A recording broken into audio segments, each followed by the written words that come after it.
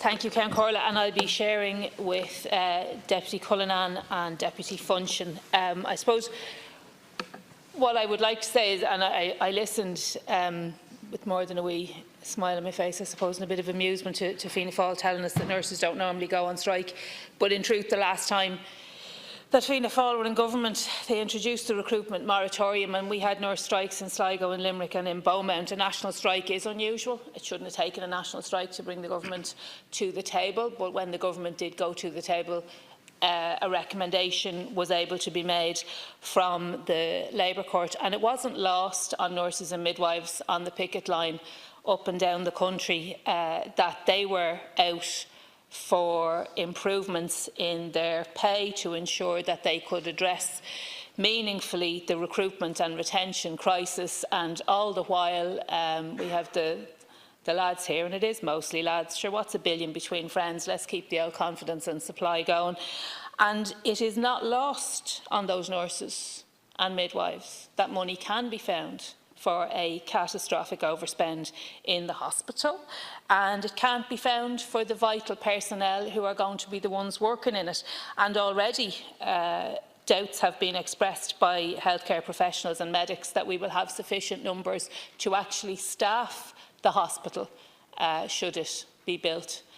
So that is another concern, and the recommendation from the Labour Court is, I know, under consideration at the moment. I recall when I worked as a trade union official, I rarely, if ever, thanked politicians for interfering in the minutiae of industrial relations on the basis that there are processes and there are procedures, and they're going through that at the moment.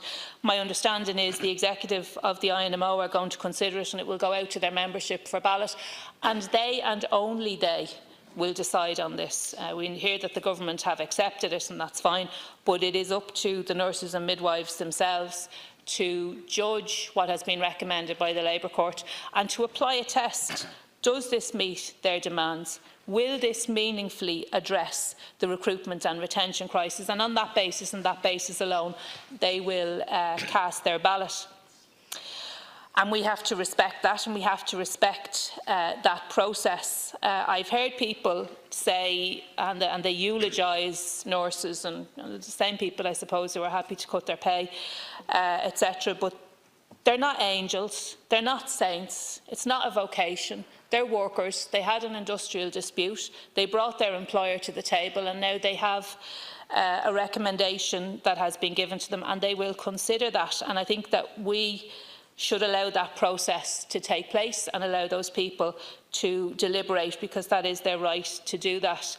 Anyone who was on the march on Saturday will tell you that there is huge public support out there, and I don't think that was lost on the government either. And I don't believe that they went to the table willingly. I believe they were forced to the table, and in part because of the support that was out there for nurses and midwives. And you're heading down the same road again with paramedics, because that's a group also that are held in quite an amount of esteem by people.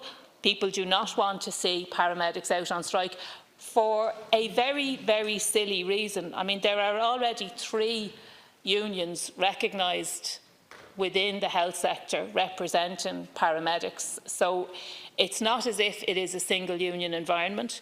It's not as if unions from outside and inside Congress don't already have procedures and mechanisms in place to ensure that people are represented by the trade union of their choice. And I'm reading a letter sent by Peter Hughes from the PNA, and he says he's appealing to us to demand that the HSE, even at this late stage, engage through the WRC. So it's to the same people who were extolling the virtues of the third-party processes. Engage with these people and avoid the dispute. Go on, Megan.